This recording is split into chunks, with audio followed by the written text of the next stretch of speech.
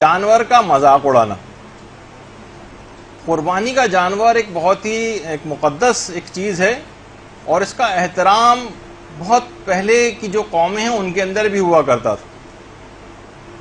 لوگوں نے اس کو قربانی کے جانور کو اس کے ساتھ مذاق کرنا، اور بہت سے افراد جو باقاعدہ ان کی پینٹنگ کر رہے ہیں اور جو ہے وہ اس کے ساتھ ایسا ہنسی مذاق کر رہے ہیں، اور اس کا عجیب و غریب حلیہ بنا کر اس کو. تو بہرحال پہلے قوموں میں دیکھیے اس کا احترام بہت زیادہ تھا. بہت سے لوگ اپنے جانوروں کے گلے میں کچھ ایسی نشانیاں بھی ڈالا کرتے تھے. بعض اوقات پرانے جوتوں کا ہار بھی ڈالا جاتا تھا نشانی کے طور پر جانور کے گلے میں، اس پہ نشانی کے طور پر. اور اس گائے کی یا اس جانور کی اتنا زیادہ احترام کرتے تھے، اتنا زیادہ احترام کرتے تھے کہ پھر اس کو کسی کو اجازت نہیں دیتے تھے کہ اس کی بے احترامی کرے. اتنا فوق العادہ احترام کہ اس کے بعد پھر اسے کسی اور مقصد میں اس جانور کو استعمال بھی نہیں کرتے تھے. قرآن نے بہرحال اس کی ممانعت کی اور اسے استعمال کرنے اور اس کے مقابل پہ جو وہ سواری کرنے کی بھی اجازت دی. بہت سے لوگ اس کو سواری نہیں کرتے تھے نہ اس سے کوئی کام لیتے تھے. ایسے احترام کو منع کیا گیا.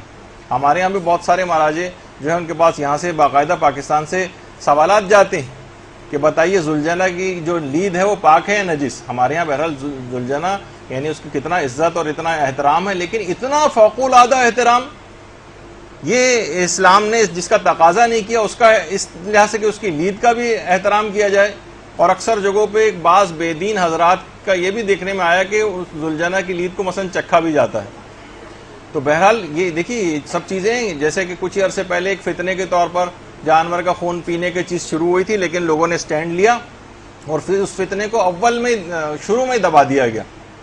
تو بہرحال اس طرح سے کچھ ایسا احترام، خیر پاکستان کے ماحول اور معاشرے میں مثلا جیسے ہمارے ذوالجنہ کتنا احترام ہے اور اس کو اتنا احترام ہونا بھی چاہیے، لیکن اتنا زیادہ احترام جیسے اکثر ہمارے مولانا غلام علی وزیری صاحب بھی ایک مثال جو ہے دیتے ہیں کہ مثلا یہاں پر تو خیر ماحول اور معاشرے میں اس کو ایسا کرنا بھی نہیں چاہیے، لیکن وہ کہہ رہے ہیں کہ مثلا اگر امام معصوم کسی کو گھوڑا تحفے کے انعام کے طور پر دیں اور وہ اس پر سواری نہ کرے اور اس کے بعد ہاتھ میں لے کے اسے پورے وقت پھرتا رہے، تو امام اسے دیکھ کے کیا کہیں گے؟ بھائی میں نے تمہیں گھوڑا دیا، اس پہ سواری کرو، اس کو استعمال کرو، ٹھیک ہے، اس کا ایک احترام اپنی جگہ پہ ہوگا.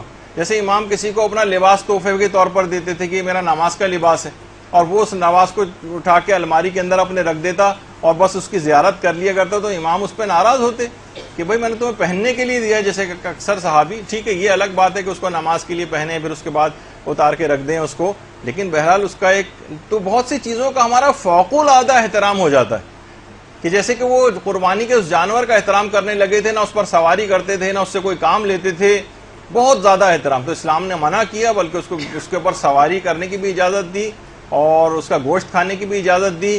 تو یہ سب چیزیں جیسے اونٹ وغیرہ اس کے اوپر سواری بھی ہوا جاتا ہے، تو وہ پہلے زمانے میں ایسا نہیں ہوا کرتا تھا.